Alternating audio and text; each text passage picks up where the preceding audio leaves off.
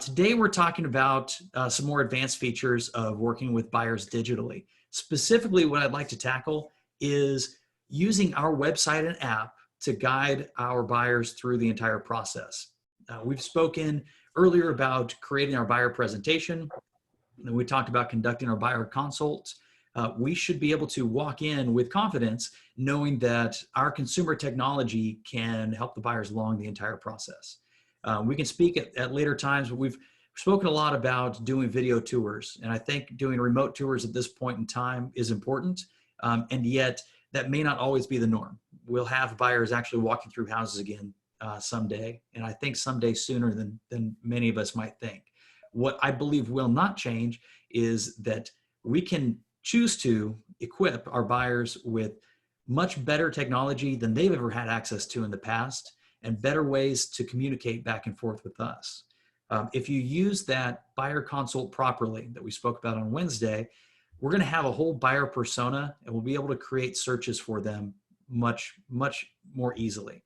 We'll be able to hone in what neighborhoods do they really belong in. Can we take this 40 home search and narrow it down to 4 or 5 that really might be candidates, where it's a curated experience and they feel that we're looking out for their best interests, and that perhaps we know a little bit more about them than we would have in past times.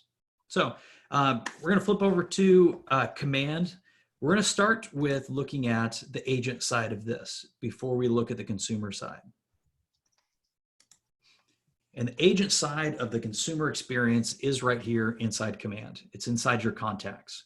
So I'm going to pull up myself here because I know that I'm registered on my website. Now you'll see this little green check mark. That means that there's an agent site connection. It's the same as connecting with the app. So if somebody downloads your app and they register with the email address that you have within Command, then you'll get this little green check mark showing that they have a saved registration on your app or on your agent site. Now, if somebody registers and brands the app to you, or if they register through your branded link, you will get a new lead notification, a new contact in there. But just know that's only if they use an email address that you don't currently have in the system. So if we're asking people what their best email address is, if we're using the same one in our CRM that they're using personally, then it will connect automatically. Otherwise, we'll need to do it manually. We'll click in here. Now you can see behavior. This on the right-hand side will show activity. Sometimes it's very up to date, as in to the moment, where if they save a new neighborhood or if they save a new property in a search or add something to their collection, you'll see it immediately. Sometimes there's a little bit of a lag. So don't be surprised if you know they're on the website saving things and you don't see this here immediately. I don't think that ever will this replace the need for human communication. Text messages, phone calls, face-to-face visits. It's important that we still have those types of connections with our buyers, because if for some reason our technology fails us, we know that our voice will not. We can still get in contact with them.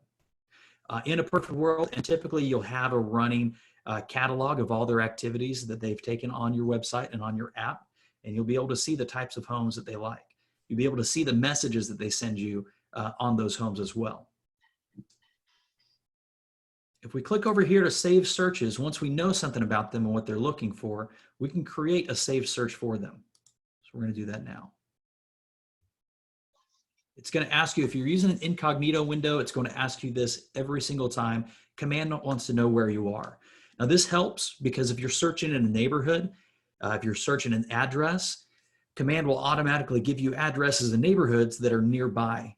So if you live in North Texas, it's going to suggest addresses in North Texas. If you live in Memphis, it's going to suggest addresses in Memphis. If you're typing in a neighborhood and you're in New Mexico, it's not going to suggest something that's in New York first. It'll suggest something close by to where you are. So always want to allow. We're going to save this title search.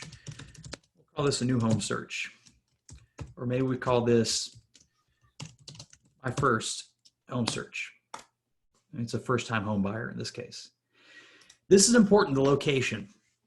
And obviously, we're not going to keep them to just the location that we shared this one time. And yet, this is an opportunity for us to really showcase the neighborhoods feature. So you can search by a neighborhood or you can search by a zip code. The big difference here, if you type in a zip code, it is just one zip code. That's it. You cannot add additional zip codes. If we get rid of that zip code and we select neighborhoods instead, we can select multiple neighborhoods.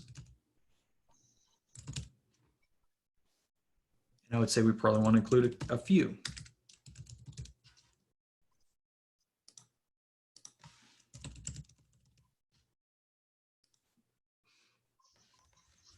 I much prefer including neighborhoods instead. Now, if somebody knows that they want to live within a certain school district or maybe a certain school pattern, and that school pattern is all within a specific zip code and it's nothing else, maybe you do that. But I think it's important we start guiding them toward choosing a neighborhood to live. We've heard forever that home values are all about location, location, location. Well, you don't get better as far as location is concerned than a neighborhood. They share amenities, they share the same commercial types. Often they share the exact same school patterns. They share different types of community aspects, whether that's a Facebook group or a Nextdoor page. As we go more and more digital, our neighborhoods, our communities are finding ways to become more ingrained, more social. And I think we have an opportunity and a responsibility to lean into that and encourage, because even if our consumers don't know that that's the type of thing they're looking for in their new home, most of them are. Most of them want that community aspect. Most of them want the shared commercial, whatever that case might be. So here we can include the price. So if we say we're looking between 250. Now, if you're used to doing these searches on MLS and I wanted 250,000, I would just type that 250. Our search fields don't work like that. We must enter the entire thing. So we must type in 250,000. If I leave it at 250, it's only going to look for $250. That's it. And then a max of, let's say, 500,000. You can type keywords if you want something to show. So if you know that you want it to have a pool, if you know that you want it to have granite, you can type these things here and it's going to do its best to match up with that. It's going to search the different features in the home that are searchable on MLS. It's also going to search the property description and such. You can select different property types. So if you know that they only want single family, you can start unchecking the ones that are not important to them. Understand apartments, multifamily, lots of land, those are marked automatically. By default, they're all marked. And so you may come in here and unmark some of these if you wish. We only want houses. Listing status, this is also important. By default, pending is included. And so we probably want to unmark pending. We don't want to show up like Zillow. I think that's one of the best things about searches that we provide our buyers compared to what Zillow and Redfin offer, that it's not very clear which ones are under contract and which ones aren't. We can select bed count, obviously, our year range, and our square footage area. Now, on the website, there are more filters. There's you have the ability to get a little bit, narrow it a little bit more. This is a little bit broad, what we have access to right here. And I think that it pretty much fits, and it's enough to kind of get them started and get them building collections, because as you'll see in a moment, the collections are really the piece where they're going to have the saved homes. They'll come into the saved searches to find new stuff, but when they go back time and time again to look at these homes again, they're going to find them in the collections. You can mark open houses. So if you want to create a home search just for people to go explore open houses on the weekends, maybe now is not the right time for that, but maybe in 6 months that is. When we're done, we'll create, and it's going to save the search. As of right now, we can only create one saved search for each consumer. We cannot create a whole bunch. They can create as many as they wish, but we can only create one search for them. We can come in here and delete and create a new search if we want, or we can edit the search. My recommendation is, as it goes along, keep this as your agent created search and then just come in and edit. You can add neighborhoods, take neighborhoods away, play with the price point, add in additional criteria, and continue to cultivate that search experience for them. We're going to come over here to the consumer side. So if I'm logged in as the consumer now, This is the same. I just want to make sure. Yeah, so it's the same account. So now when I go to saved, now before I do that, understand the website experience and the app experience is going to be very, very similar. The interface will look a little bit different, but the content is identical between the two. The guides are the same, the collections are the same, the communication is the same, the co-buyer aspect, the save searches, those are all seamless between the website and the mobile app interface. This is intended to, regardless of what your consumer's preference is, if they log in on their work computer or if they use their mobile device, they're going to be coming back to the same content time and time again. So we're going to go over here to save searches, and I can see right at the top, my first home search. This is the one that I just created on the agent side. So when I jump into my first home search, I'm going to see that there are 4 neighborhoods included. I can cycle through them here. I can click into the individual neighborhoods if I want. I can go back to view all neighborhoods. And then right here below it is a list of all the different homes that are within that search. If I wish to look at map view instead, I can zoom out. I can zoom in, scroll around, and I can see on the map all the different homes. From here, I can click into the individual listings. From here also, I can click into the neighborhoods. If we click into an individual listing, it's going to pop it out to a new window. It's a pretty familiar interface. You've got the photos, you've got the information. Now for right now, I don't know if and when it'll be coming back. This used to have a box that said schedule a tour. It doesn't right now. It does have the communication option. So you can click ask your agent. It'll trigger communication back and forth between you and your client. The save feature, this is what adds it to collections. I'm going to come back to that in just a moment. So as you explore through the listing, it continues to refer back to the neighborhood. It'll show market stats for the neighborhood. It'll show what the neighbors say, what the locals say about the neighborhood.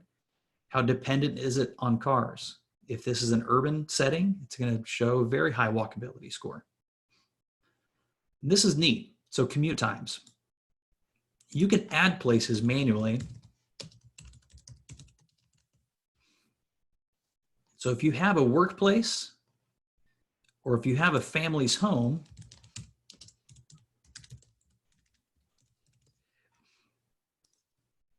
you can start to map out how far is it away from the things that I really care about.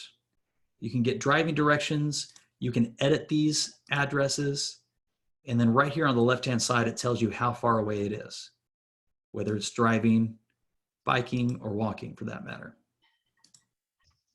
You can add more places, and that's all tied into Google Maps. So it'll show average commute times based upon typical traffic, all of that. It patterns for schools, it shows you what's local. You can see all the way through the high schools. Any open houses that are upcoming. And this is really neat because this ties into 2 of the major value pieces that we have as Keller Williams agents, both Keller Mortgage and Keller Covered. This gives them a breakdown of just an estimated monthly payment for mortgage, and it gives them the ability to click and immediately apply. You'll see it on the right-hand bar. You've got save thousands and compare quotes for Keller Mortgage and Keller Covered. All throughout this website and all throughout the app, it continues to refer back to these. And I think that increases the importance of having a conversation with our consumers early on about the benefits or just the accessibility of Keller Mortgage and Keller Covered. You may have a relationship with a lender that you cherish and that you wish to not defy. The fact is, we probably have a fiduciary duty to inform our consumers that Keller Mortgage is an option. Even if you don't recommend it, be having a conversation about it. At least let them know it's an option there. You can talk to them about the importance and the value of having customer service, and that's by far the most important thing in the loan origination process. But for some of our consumers, it's more important to save a little bit of money. And they find out after the fact that you didn't tell them about Keller Mortgage, that it was an option. I don't know how well that conversation is going to go for you. Keller Covered, for those of you not familiar with that, this is essentially a digital insurance brokerage, that instead of capturing the broker fee as commission, they're issuing that as a discount. They broker out to a whole bunch of different insurance companies for discounted rates, and the rates are really fantastic. They can click through and get more information. When you do click through to these, it does take them out to your specifically branded version of those landing pages. It's the branded version of Keller Mortgage. It's the agent version of Keller Covered as well. So it'll be tied back to you. For those of you who haven't run a transaction with Keller Mortgage yet, it's a pretty cool experience because every step of the way during the loan process, you get notifications in Kelly, in Command, you get text messages, emails, all sorts of things when they first applied, when they've completed their application, when the appraisal's been ordered, when the appraisals come back. All along the process, you get automated updates. You also have a dashboard where you can see the entire process and manage any of your clients that are in progress with Keller Mortgage at the time. You can see activity here. You can see additional homes. And then as always, because this is your website and the intention is that they'd continue communication with you, there are calls to action everywhere that point them back to talk to their agent, which is you. So let's look at collections. Let's say this one on Creekwood, the consumer likes, they want to save it. They can hit save, and then it's going to ask them, what collection do you want to put this in?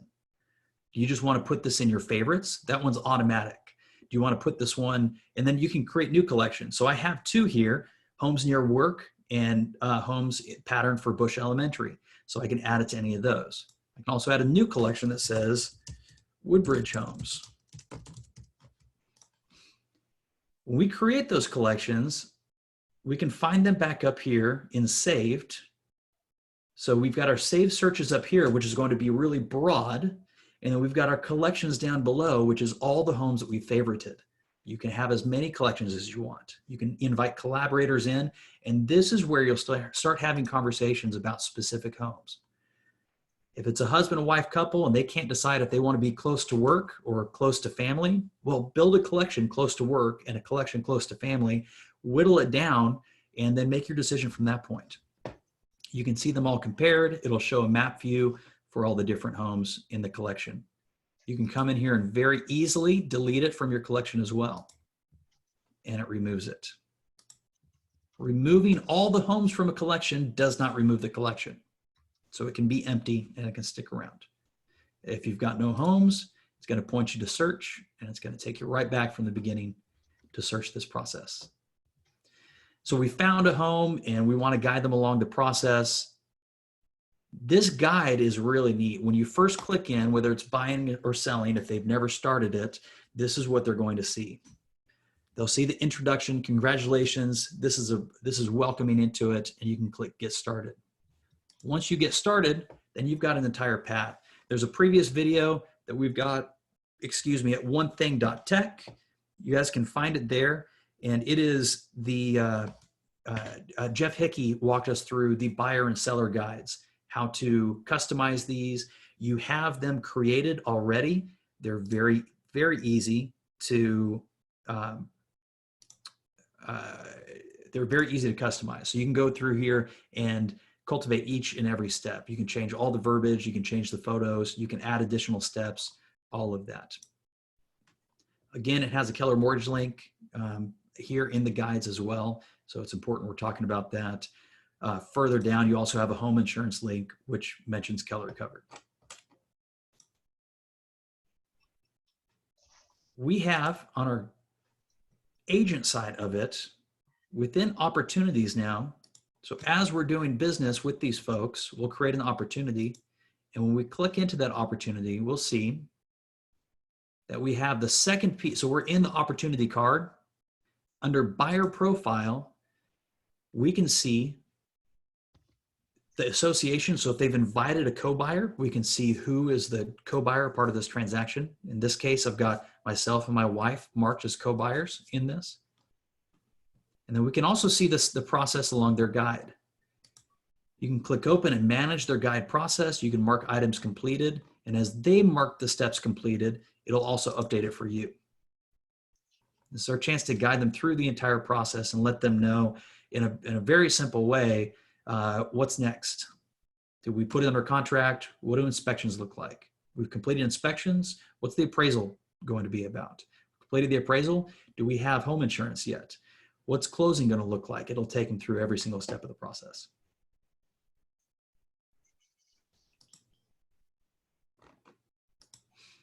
In the feed, this is going to be a collection of anything that's happening.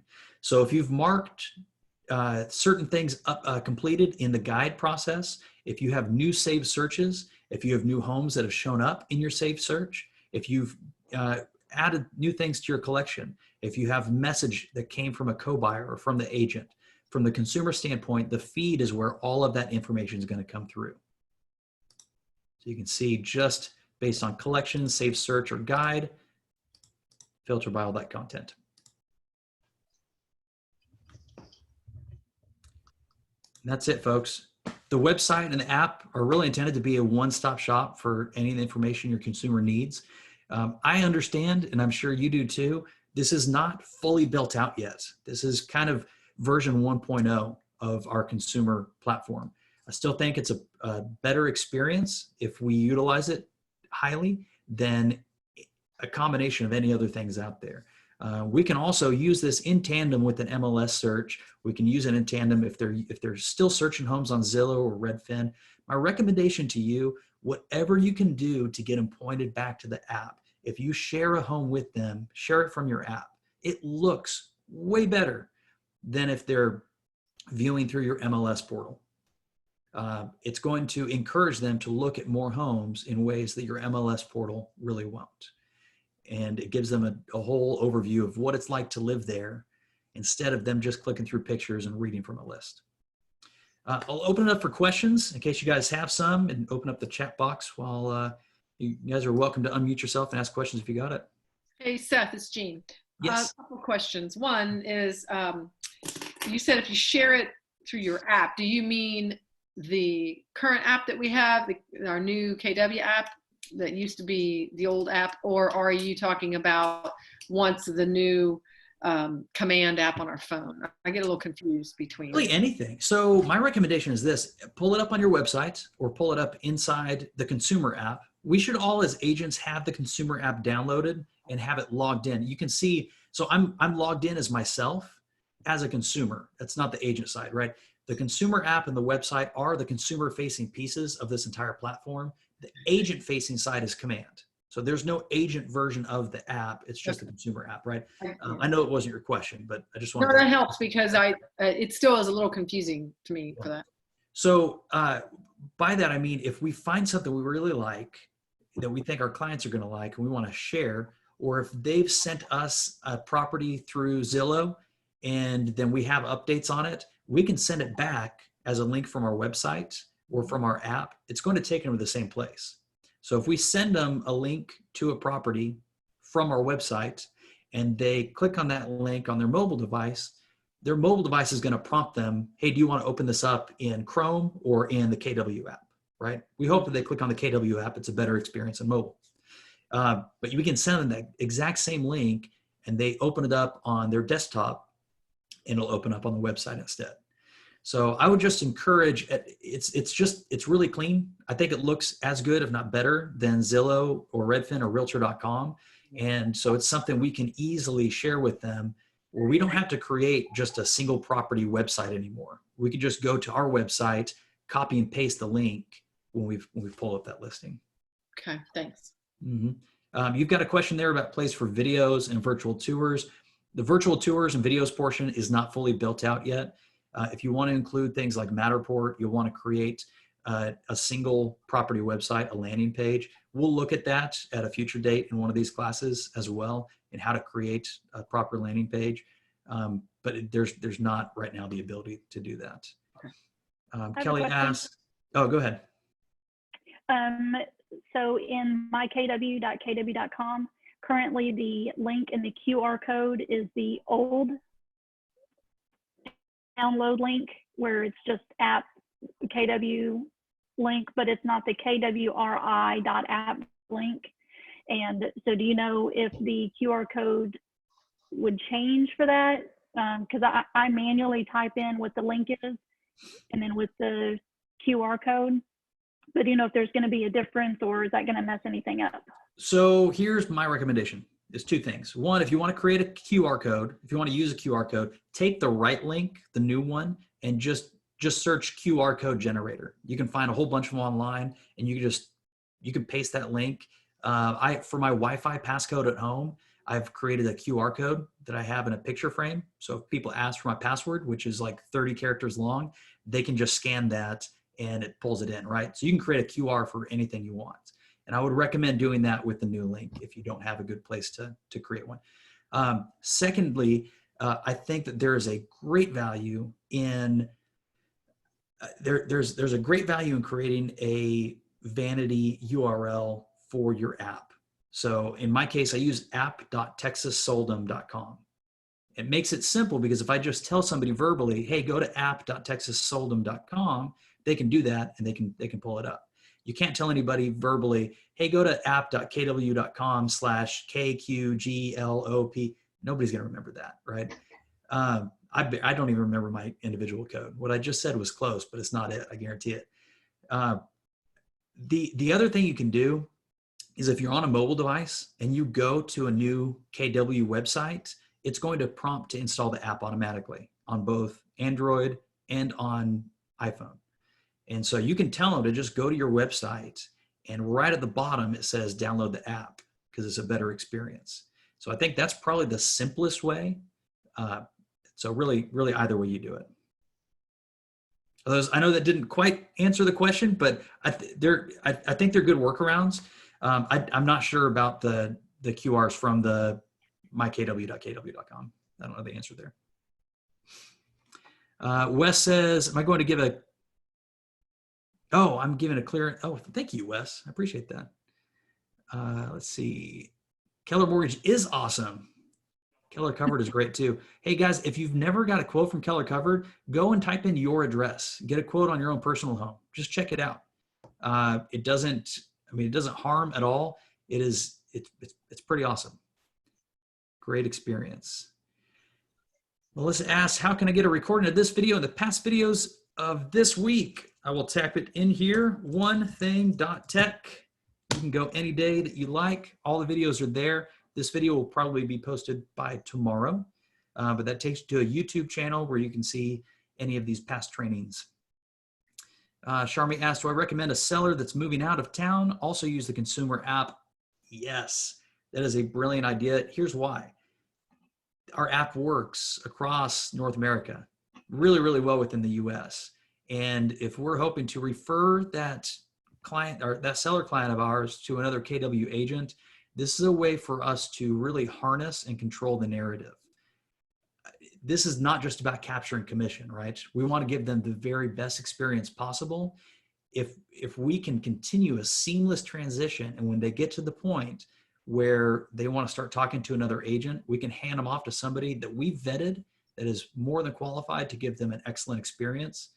At that point in time, when they've sold their home and we're handing them off, if they need to, they can switch their agent inside the KW app, or we could just hand it over and still control the narrative and ensure that the agent on the other end is giving them a great experience as well. So that's a great question. I think that's highly advised. Let's see lots of people saying that when someone completes the ask your agent about this property that does not reference the property, is that feature coming? How does the agent know which property it is referenced to? There is a bug there. That is a known issue. They're working on that. I don't have a time frame. I rarely have a time frame for when those kinds of things will be fixed, but that is something they're working on. Again, this goes back to what I said initially. We should still be in communication. And if we present this as a great feature, I think people will sense that this is a really cool experience. They're going to be a bit forgiving when we reach out and be like, hey, there was a bug. I didn't see which property you asked about, right? We should still be in communication a lot of different ways. So I know that's not the very best answer, but that's the answer we've got right now. We're going to find bugs in these things as they're being built. So, but yeah, soon we should have that. Cool. All right, Kelly, thank you for the more description there. I appreciate that. All of you, thank you for being here today. Have a wonderful weekend, and I will see you on Monday. Thanks, Seth. Y'all have a great weekend. Thanks, Seth.